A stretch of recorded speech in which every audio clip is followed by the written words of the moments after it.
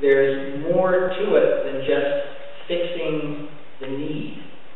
It's about helping us relate to one another. So, turning these stones into bread right then and there. Plus, there's that question of who is he listening to? Even though there's no problem with a suggestion, there's a big problem with a suggester. And we often have to ask, where do our thoughts and ideas come from? Those of you who are fixing, is this really a God-led endeavor? Obviously not, because it would work a lot better if it was. Usually, fixing comes out of one's own personal sense of discomfort. I want to fix this because I don't like looking at it. And there's a selfish element to that. We want to have a nice, peaceful world around us, so let's make it so any way we can. But that doesn't really work well, and that's something that you're doing for you. So there are a lot of temptations, a lot of different ways that these temptations pan out. But there's a whole underlying issue that I think is even more important. When Christ was baptized, what did God the Father say? What did he say? What was said? Please. Yes, this is my Son whom I love. I am well pleased with him.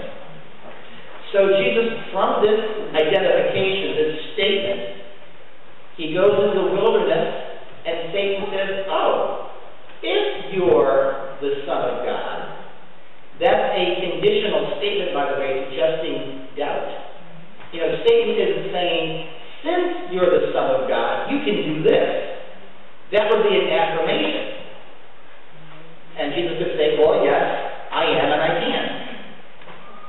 But Satan is saying, oh, if you are, I'm not so sure about this. Prove it.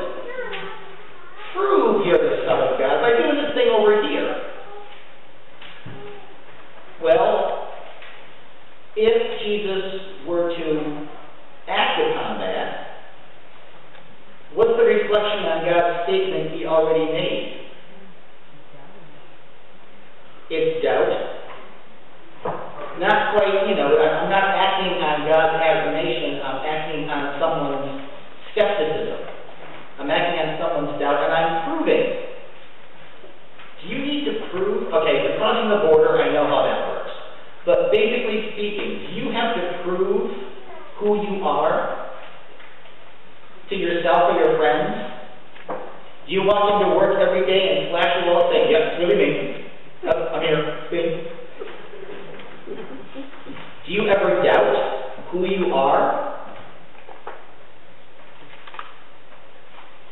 I know, Uncle Harry and his later years might have had that problem, but that's something very different.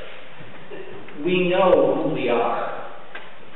And actually, in those circumstances, when we are trying to be someone else because we think people will like that other person better, or we're trying to hide something about ourselves, that's another situation that never works out well.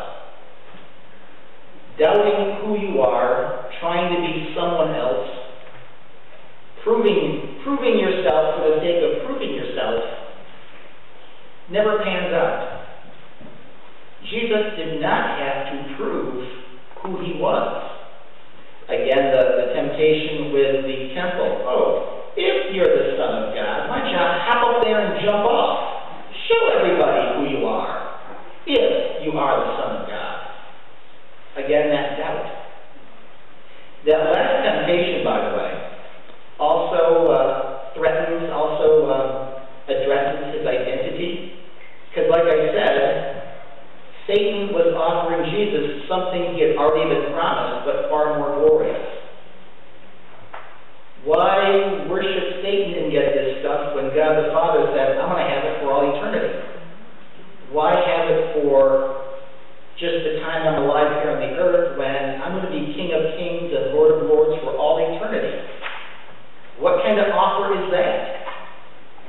Who do you think I am?